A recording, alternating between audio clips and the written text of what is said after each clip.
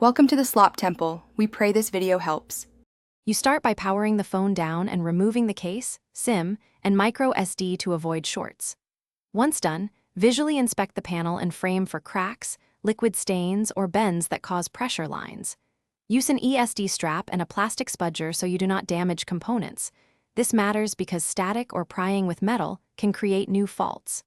Now, take a quick photo of the screen lines to compare after each step and keep the workspace well lit.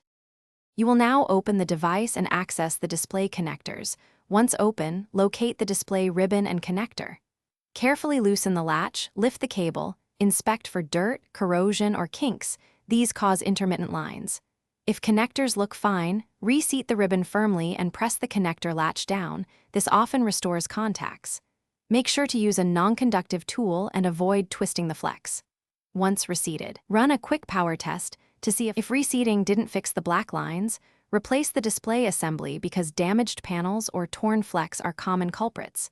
You should test with a known good screen when possible to isolate the problem. Once replaced, confirm lines are gone and run display tests to validate color and touch.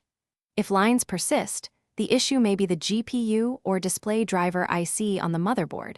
Make sure to document symptom changes, and if needed, escalate to a technician for solder-level repair. One tip: try a soft heat pass. Careful controlled warmth can sometimes reflow minor adhesive or contact issues.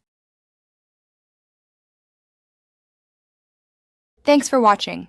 Consider subscribing if we helped you.